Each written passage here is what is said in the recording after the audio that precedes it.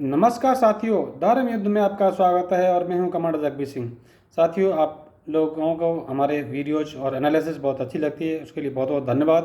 और आप लोगों के सहयोग से पिछले 28 दिन में 10,000 व्यूज़ भी हो चुके हैं। लोगों को एनालिसिस बहुत पसंद आ रही है और आप लोगों का समर्थन बहुत मिल रहा है। बहुत बहुत धन्यवाद। एक आज नया चीज़ एनालिसिस करके आपके समझ रख रहा हूँ, ये है अभय मुद्रा। क्या है मामला, आपको समझ स्क्रीन पर लेके चलता हूँ। साथियों, हम देख रहे हैं राहुल गांधी अभय मुद्रा, क्या है मामला। अगला आप देख रहे हैं UPA gave Indian currency printing machine to Pakistan.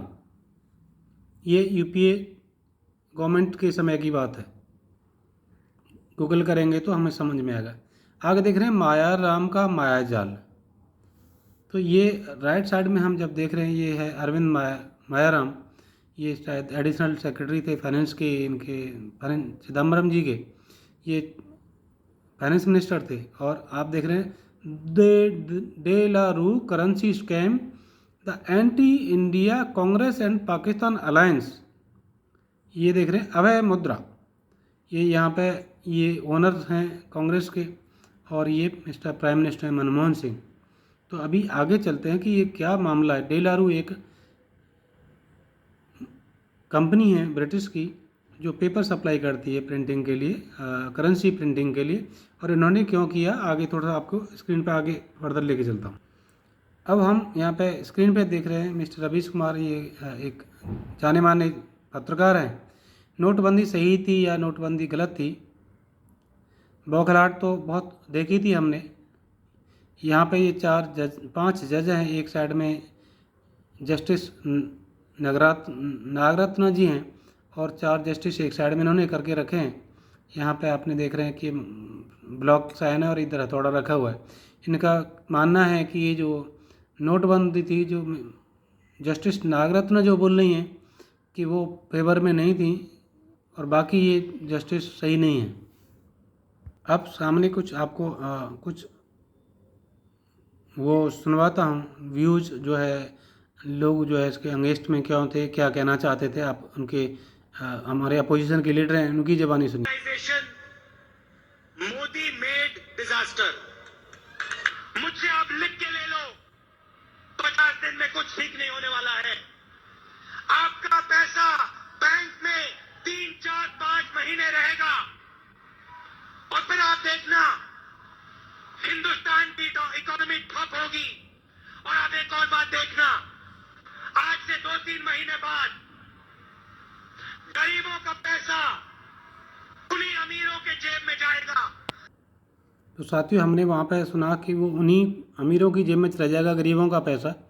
अभी यहाँ पर एक चीज़ और सुनिए। पांडवों ने डिमोनेटाइजेशन किया क्या? नोटबंदी की थी क्या? तो अभी हमने ये भी देखा, जो पांडवों को, महाभारत को भी नहीं मानते, रामायण और राम को भी नहीं मानते थे, लेकिन आजकल राम को भी मानने लगे हैं और पांडवों को भी मानने लगे हैं। और ये चीज़ भी सामने आ रही है कि वो नोटबंदी के बारे में जगह हर समय इस चीज़ की बहुत चर्चा होती है। क्यों चर्चा होती है, हम अगले वाले वीडियो में सुनवाता हूँ आपको। जानकारी में आया है कि ये डेलारू जो है, वो जब चिदम्बरम पहले बने थे फाइनेंस मिनिस्टर, जब यूपीए 1 आया था तो उस समय पर इनको दिया गया था कॉन्ट्रैक्ट। तो बाद में प्रणब दा जब फाइनेंस मिनिस्टर बनते हैं तो उसको चेंज कर दिया। तो उनके पास ये शिकायत आई थी कि ये पाकिस्तान में भी जा रही है, तो सिक्योरिटी का हवाला देके इसको चेंज कर देते हैं। लेकिन चिदम्बरम जब वापस आते हैं फिर इसको कर देते हैं। यस, ये भी एक आरोप है, ये फैक्ट है, ये सच है, ये सच है। प्रणब दा ने तुरंत एक्शन लिया था और उसको बंद किया। लेकिन अब देखिए, इतनी क्रिटिकल जो है पेपर और सिक्योरिटी थ्रेट, आप इसको एकदम पानी की नल की तरह रोक नहीं सकते। आप उसका रैंप डाउन होता है, क्योंकि आपको किसी और को आइडेंटिफाई करना पड़ता है और पूरी तरह से इग्नोर कर दिया गया। और ऐसा कहते हैं कि उस टाइम पे जो फेक करेंसी का मामला था, वो सबसे ज्यादा उसी समय पर उसमें बढ़ोतरी हुई, और ये एक मुख्य कारण था नोटबंदी के बाद में। और नोटबंदी के बाद में जो कमाई हो रही थी पाकिस्तान की और पाकिस्तान आर्मी की और उसकी, और उसको बंद होने से पाकिस्तान की अर्थव्यवस्था को काफी नुकसान पहुंचा, ऐसी भी बात कहते हैं। हाँ, ये जरूर लोग कहते हैं। अब इतना तो हमको जानना होगा कि क्यों इस तरह से लोग कह रहे हैं। तो इसके लिए मेरे पास एक डेटा है जो मैं प्रस्तुत करना चाहता हूँ। देखिए, जब एक देश करेंसी पेपर खरीदता है तो कितना पेपर खरीदेगा? अपने जो नोटों की जो रिक्वायरमेंट है उसके हिसाब से खरीदेगा। समझो पूरे पाकिस्तान के नोटों के लिए 100 किलो चाहिए साल में, हाँ जस्ट मोटा मोटा, तो कई साल पाकिस्तान 3 गुना पेपर खरीद रहा था, यानी कि उसकी रिक्वायरमेंट थी 100 किलो, लेकिन वो खरीद रहा था 300 किलो का पेपर, तो बाकी 200 किलो कहाँ यूज कर रहे थे ये लोग, समझ रहे हैं ना? भारत के लिए यूज कर रहे थे। हाँ बिल्कुल बिल्कुल, इसको बहुत ही आसान कर दिया चिदम्बरम जी ने, और ये भी माना जाता है, और इसका प्रूफ शायद आपको गूगल करने से मिल जाएगा कि चिदम्बरम साहब ने एक यूज्ड प्रिंटिंग मशीन भी, भारत का जो प्रिंटिंग मशीन था, करेंसी प्रिंटिंग मशीन था, उसको उन्होंने पाकिस्तान को बेच डाला है। हाँ, ये क्या है?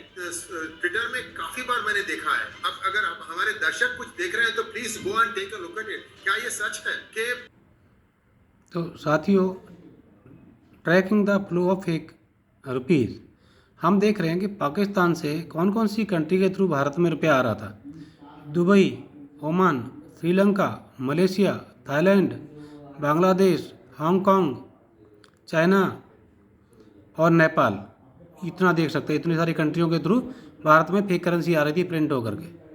वो 21 तारीख नवंबर 21 2016 को होने वाला था, लेकिन इसको 13 दिन पहले ले आया गया, और उसके बाद 8 नवंबर जिस दिन ट्रंप की जो इलेक्शन विक्ट्री की स्पीच पूरा दुनिया उसमें डूबा हुआ था, तो उस दिन भारत ने ये निर्णय लिया कि आज हम 10 बजे बंद करने वाले हैं 500 और 1000 रुपए का। तो देखिए उरी का जो अटैक हुआ था, यानी कि वो पाकिस्तान आकर अटैक किया था, वो तब सितंबर में हुआ था, और उसके 11 दिन या कुछ with in 2 weeks Bharat retaliate किया था जाकर, वो जो पिक्चर बनी है उरी मूवी। तो अब उसको काउंटर करने के लिए पाकिस्तान के पास कुछ हथियार था नहीं, तो उन्होंने ये जो करेंसी की छापना था, जब उन्होंने इंस्टेड ऑफ हैविंग एक शिफ्ट, वो जो करेंसी प्रेस की उन्होंने 3 शिफ्ट बना दिए, यानी कि पूरे 24 घंटे वो चल रहा था, प्रिंट कर रहे थे। तो माना जाता है कि कुछ 60 तारीख के आसपास एक नया लोड ये फेक करेंसी का भारत पहुंच चुका था। तो हमारे जेम्स बॉन्ड साहब को ये पता चला, तो इसीलिए उन्होंने जाकर मोदी जी से कहा कि देखिए हम आगे ले आना चाहिए, क्योंकि अब आ गया है पैसा यहाँ, ये इनका प्लान है। तो इसीलिए जल्द बजल्द में, क्योंकि लोगों मोदी जी को और पूरी गवर्नमेंट को पता था शेप चेंज करने वाले हैं, तो शेप। तो साथियों, ये आपने समझा होगा कि इतनी बौखलाहट क्यों है नोटबंदी की, किसको फ़ायदा हो रहा था, किसकी जेब में ये पैसा जाता था। कुछ लोगों का कहना था उस समय पे कि यूपी के इलेक्शन आने वाले हैं इसलिए नोटबंदी हुई है, तो ये लाल टोपी वालों की टोपी जो है हवा में उड़ गई इसकी वजह से। वो शायद उनको भी नुकसान हुआ होगा बेशक, बट मेन मकसद तो नेशनल सिक्योरिटी था, ये समझ चुके हैं। और 2004 से 2015 तक ये फेक करेंसी का जो है यूपीए का चलता रहा, और जबकि सिक्योरिटी एजेंसीज ने फाइनेंस मिनिस्टर को आगाह किया था कि ये बहुत बड़ा नेशनल सिक्योरिटी के लिए खतरा है, देश के टुकड़े टुकड़े हो जाएंगे। जो बोलते हैं देश को जोड़ने के लिए चले, देश को तोड़ रहे थे वो तो, और ये हाल हो रहा था। और जब प्रणब दा जो फाइनेंस मिनिस्टर बने थे तो उन्होंने उसको तुरंत बंद कर दिया था, लेकिन जैसे वापस यूपीए 2 आई, इन्होंने फिर से उसको उस सेम कंपनी डेलारू के साथ में जो रुपया है वहाँ से करेंसी का जो नोट पेपर है वो लाना फिर से शुरू कर दिया। तो हम ये समझ सकते हैं कि क्या साजिश हो रही है देश के साथ में। और जब 26/11 हुए था उस समय पे बदले थे, जो ये चिदम्बरम जो है फाइनेंस मिनिस्टर से होम मिनिस्टर बने थे शिवराज पाटिल की जगह पे। उस समय पे भी देखा था कि जो मिस्टर कसाब पकड़ा गया था, उसके हाथ में भी कलावा बंधा हुआ था, वो पकड़ा गया था, उसने बता दिया कि मैं पाकिस्तानी हूँ, तो इसलिए पता लग गया, एक्सपोज हो गया। नहीं तो इन्होंने तो भगवा आतंकवाद का नैरेटिव ऑलरेडी बना ही चुके थे देश के साथ में क्या चल रहा है, जिनको कर्नल पुरोहित को जो साध्वी प्रज्ञा ठाकुर या जो आसिमानंद जी, उनको पकड़ के रखा था इन्होंने। और साथियों, हमने ये भी समझा कि पाकिस्तान को जो प्रिंटिंग मशीन मिल गई और पेपर मिल गए सेम कंपनी से, तो 3 गुनी उन्होंने जो है करेंसी प्रिंट करना शुरू कर दी। तो हमारे देश की इकोनॉमी कितनी ठप पड़ रही थी और उनको कितना फ़ायदा हो रहा था, ये अडानी अंबानी को फ़ायदा हो रहा था कि पाकिस्तान को हो रहा था, ये आप सब समझ सकते हैं। ये क्लियर बहुत चीज़ें सामने आ चुकी हैं। और जो वहाँ से करेंसी जब आई थी नोटबंदी के से पहले, जो लॉट आया था कितने कंट्रियों के थ्रू, ये बंद हो गया। तो ये क्या है, शायद या तो एक्सचेंज नहीं कर पाए होंगे या उसका जो मुनाफा है वो आपस में बांट नहीं पाए होंगे। तो वो चीज़ की बौखलाहट भी अभी तक दिखती है, हमेशा बौखलाहट रहेगी रहेगी।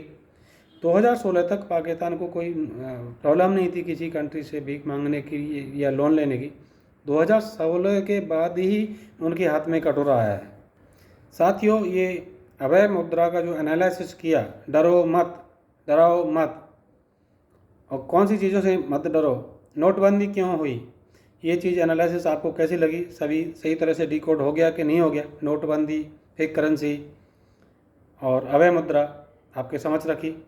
और भारत के लिए सिक्योरिटी थ्रेट कौन है, कौन लोग हैं जो भारत के अंदर ही रह के भारत को तोड़ना चाहते हैं, देश को नुकसान पहुंचाना चाहते हैं, ये भी हम समझ सकते हैं। आपको वीडियो कैसा लगा, एनालिसिस कैसी लगी अभय मुद्रा की, आप इसको कमेंट करें, ज़्यादा से ज़्यादा लोगों को शेयर करें, और वैसे ही आप लोगों का प्यार बना रहे। सब्सक्राइब करें जो लोगों के पास वीडियो पहुंचे, और भी फ्यूचर आपके लिए बेटर एंड बेटर एनालिसिस आपको समझ मिलती रहेगी। हमें अपनी देश की संस्कृति को बचाना है, हमें अपने देश को बचाना है, आगे बढ़ाना है। तो बहुत बहुत धन्यवाद।